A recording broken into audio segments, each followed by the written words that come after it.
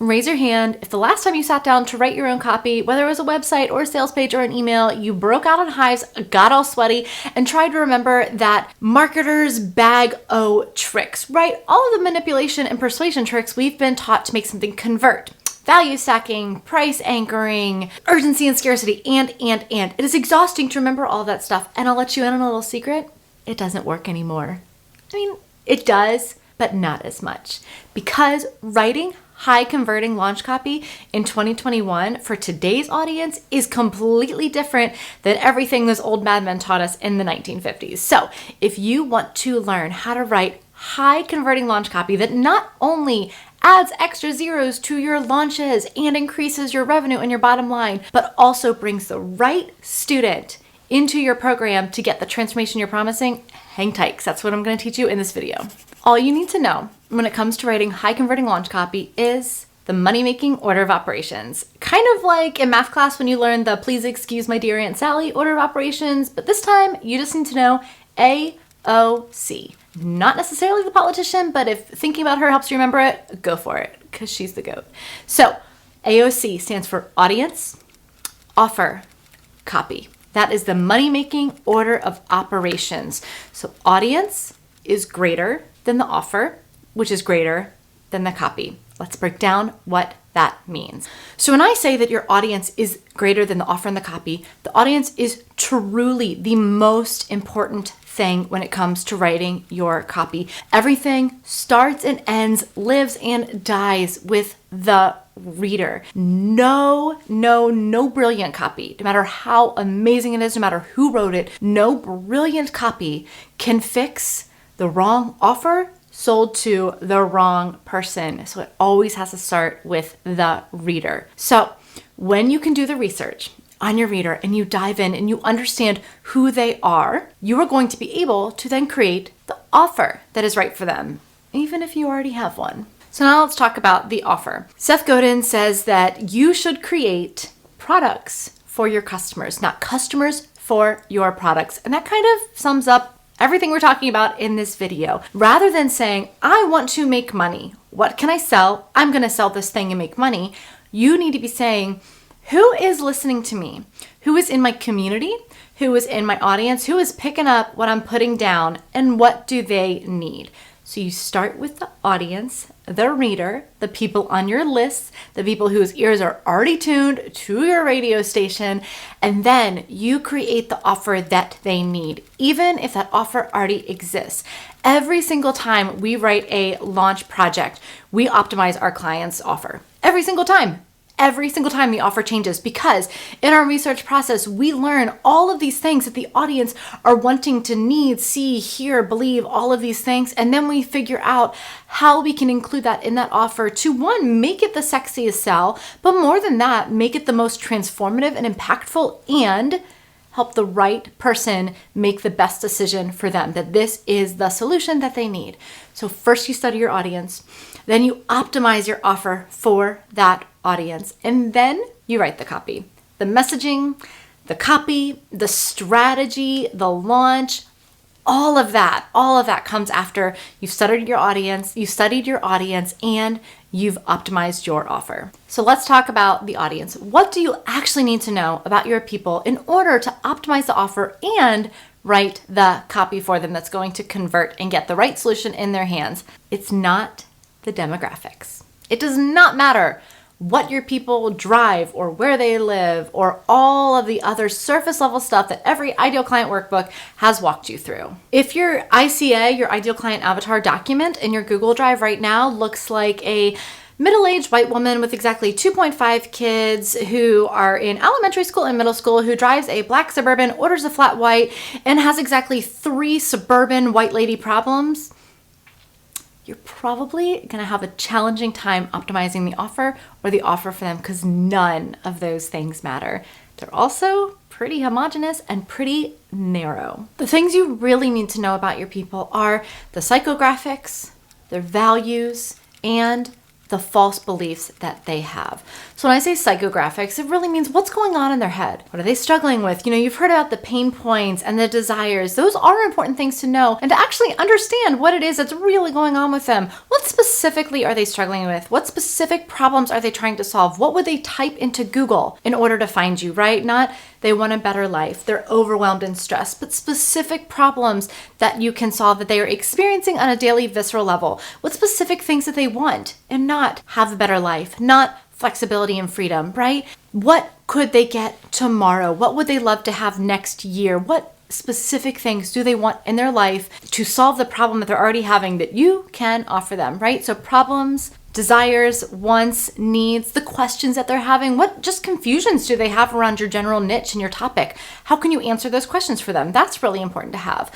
We often talk about objections and overcoming objections, but I would like to encourage you to think that objections aren't something to be overcome because they're very real for that person. They're not just a limiting belief. A life circumstance, a doubt, a hesitation is not a limiting belief. That is a very real situation, circumstance, or feeling that that person is having that you have to hold space for and help them work through if they are the right person to buy your offer. So rather than thinking about these objections, think about the things that make them hesitant.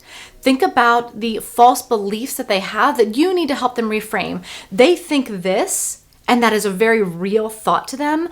What I would love to teach you is that it is actually this, right? So myth and truth, myth and truth. So you're looking for the real life, visceral, specific problems, real life, visceral, specific wants, desires, hopes, dreams, what they want versus what they need, right? You may know what they need, but you need to find out what they think they need so that you can speak to them, right? You need to find out what false beliefs they have around this niche that you can help them reframe. You need to answer their questions. So those are the psychographics. The next thing that you need to know is the values that you both mutually share. What values, either life values, social values, political values, or just industry-specific values, do you advocate for and can get behind with your people? Because when you can create a connection through values, and that includes how you want to see the world in your industry, right? What changes do you want in your industry? What do you not want to happen in your industry? What do you want to advocate against, right? What do you want to advocate for? Again, it can be as specific and niche as your industry, or it can be something more broad. What values can you share that you can lock arms with and walk forward together? When you can align with values, you instantly create community, which builds trust and likability and all of the important things that are necessary if someone's going to choose you as a teacher. The other thing that you want to know about your people is the solution they're looking for. And this is how you can start to really optimize the offer. So when it comes to the problem that they are having that you solve, what are they looking for that solution to include and provide for them? I'll give you a really simple example. So if somebody wants to start running, a solution that they might look for is an app. Let's say the Couch to 5K app. I think that's what it's called. And so they specifically want an app that helps them track the amount of time that they work out, how many miles that they run, maybe their heart rate, maybe estimated calories burnt, or maybe just improvement, maybe weight, maybe there are different things that they want to track. So those are going to be the features or benefits of a solution that they are looking for, right? They need specific things. They need to see specific things in this solution in order to know it's the right solution for them. So when it comes to this problem, what do they want the solution to do for them? What features are they looking for? What benefits are they looking for? What outcomes are they looking for? It might be something as specific as templates. It might be something as specific or as more general as saving me time, right? And then how can you start to optimize your offer to give them exactly what they're looking for? So now it comes time to optimize the offer. So when we're doing that, we're looking back at that research that we did, the wants, the hopes, the dreams, the problems, the solution they're looking for, all of those things. And we are saying, based on their hesitations, based on the problems they're having, based on the solution they want, the outcome they're looking for, the features that they're interested in, what can I add, improve, or highlight in my offer to help this be the thing that gets them where they want better, faster, more confidently, right? So does this mean adding some bonuses? Does this mean really building out the core offer? Does this mean adding in more done for you shortcuts like templates, swipe files? Does it mean just highlighting something that you kind of had buried in your sales page because you didn't think it was that big of a deal, but it turns out a lot of people are looking for that. So whoop, now it comes to the top and we're really talking about it, right? How can you optimize that offer to give them more of what they want? You can think of different things like adding in extra coaching or mentoring opportunities. Even if it's an upsell, right? How can you give them more access to you? Access is really valuable. Those done for you shortcuts, a more well-rounded training, something that addresses something going on in the industry that is related, but not necessarily a core part of the transformation. Boom, there's a bonus, right? Build out your offer based on what they are specifically needing and asking for. Now you've done the work to study your people, to optimize your offer, and now all you have to do, and I know it's not really this simple because writing copy takes a lot of time, but I want you to think about it like this. All you have to do is write the words saying, hey, I made this thing for you. I made this thing that you were asking for. All you have to do is reflect back what you heard them say to you and communicate to them that you have the solution to their problem.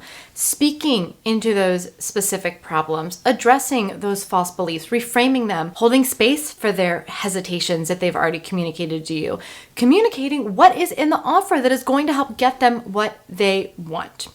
So I know that this video did not include any copy formulas and persuasion tricks, and I didn't tell you how to format a sales page or write an email, and I'll make those videos because it is important to get into those details. But before you do any of that, before you worry about a formula, before you think about how to lay out your sales page, before you worry about your webinar structure or how you're going to write your pitch, you need to do the money-making order of operations.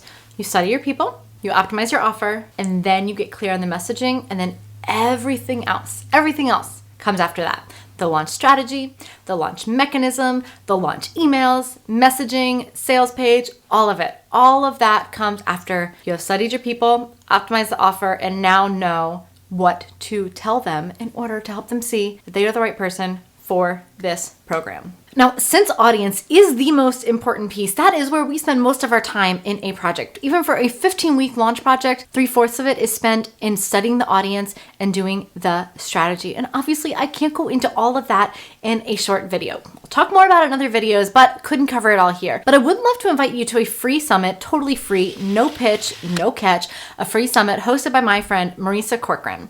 She has putting on something August 16th through 20th called the Copy Chat. The Copy Chat is an online interview style summit with experts in their industry, specifically focusing on online copy. Marisa interviews experts in everything from social media to sales pages to emails to launch copy to research. All of that is covered for entrepreneurs, online business owners, and copywriters who want to learn how to write conversational copy that truly reaches the right people and converts. I am talking in one of the interviews. It's actually the very first interview. We're talking about my research process. I go in depth into how we look into the audience, the specific things that we look for, how we find that information, how we organize that information, and how we use that information. Again, this is a free summit, zero catch. I'd love for you to sign up. The link is right below and join us. It's 5 days of expert conversation, stuff that you cannot hear anywhere else. This isn't your podcast content or free training. This is basically paid training all in one place, but for free. So go ahead and sign up, and I will see you there at the Copy Chat.